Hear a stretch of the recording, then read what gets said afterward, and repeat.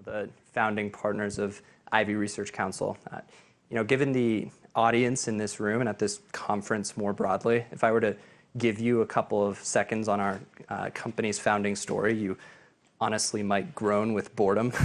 It's the same story you've heard 1,000 times, so I can just bullet out the details. This is a company I started with two of my roommates at Princeton our sophomore year in a college dorm room. We ran it through college, and then, of course, after graduation, we went and started it, at least for a bit, out of one of our parents' houses back home.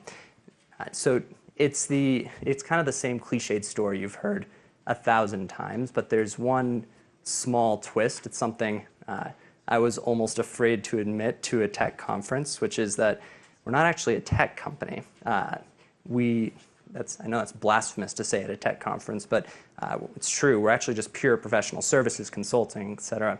So just to do the quick background, we do large-scale research studies on college campuses across the country to advise a client membership, which is right now about 20 Fortune 500 companies from a number of fields. So finance, tech, consulting, engineering, pharma, et cetera, on the best practices, the most cutting-edge thinking in attracting, engaging university and entry-level talent. So think, what are the best companies doing to increase diversity hiring? How are they moving recruiting to more virtual channels? How are they increasing retention rates among their students?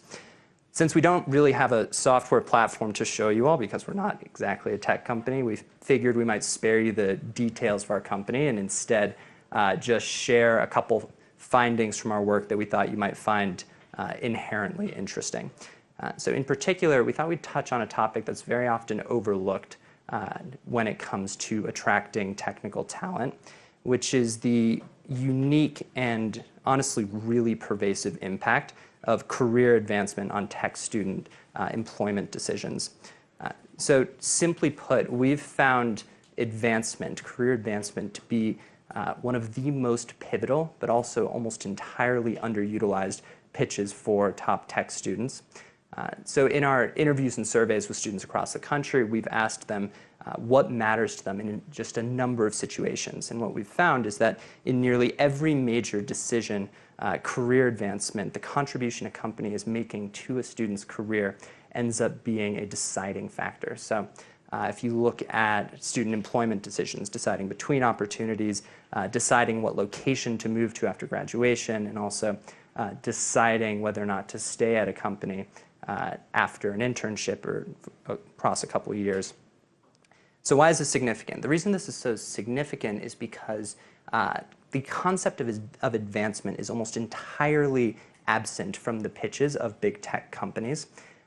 You much more hear about work-life balance, about interesting projects, about the position details, which are all very important. But more and more top tech students across the country are telling us that they see going into traditional technical positions at companies as a conscious compromise on their longer-term career trajectories. So with the couple minutes we have left, we thought we'd just touch on three particular insights, just do the headlines on them, to show how this concept really manifests in practice. So the first insight is that when choosing between opportunities, students actually value advancement far over work-life balance. Our research actually suggests is that it's not just that they value it over balance, but actually that it can be an active detriment to emphasize the work-life balance and the fun atmosphere at a company, because students view the two values as falling into conflict. So emphasis on one diminishes the other. What we have up here is a case study from one top technical student at a California university choosing between opportunities.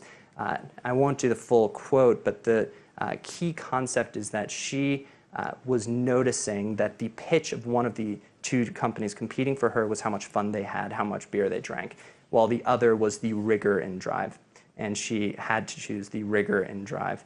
So in sum, there's danger in overemphasizing the balanced, fun atmosphere at a company, because students are really looking for opportunities that are going to drive them forward and push them in their first few years. Second insight here speaks to how students think about location decisions, which is significant because a lot of companies are written off before they even can give their value proposition because of the location in which they live and in which they reside.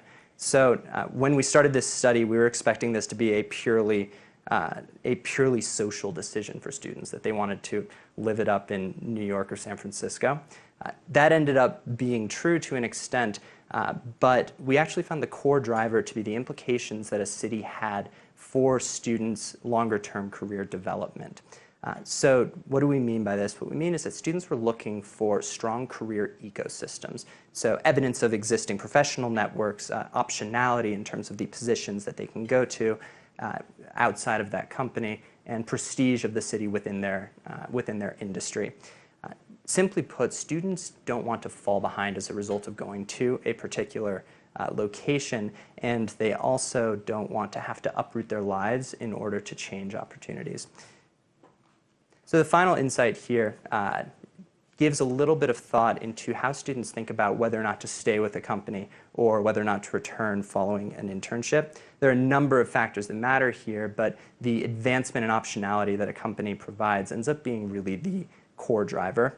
So what do we mean by optionality here, advancement? What we mean is that is one, of course, the vertical rising within the company, but also the cross-functional lateral mobility that working at the position elicits. And finally, it's a more sensitive topic for a number of companies, the options a student would have upon leaving the company.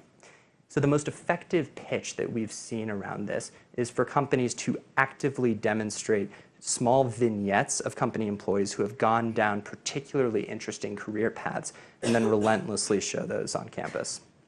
So in sum, we would just urge any company who's very interested in attracting top technical talent, increasing their appeal, to articulate the value they can provide to a student's longer-term career trajectory, and then relentlessly showcase that as part of their value proposition. All right, thank you all.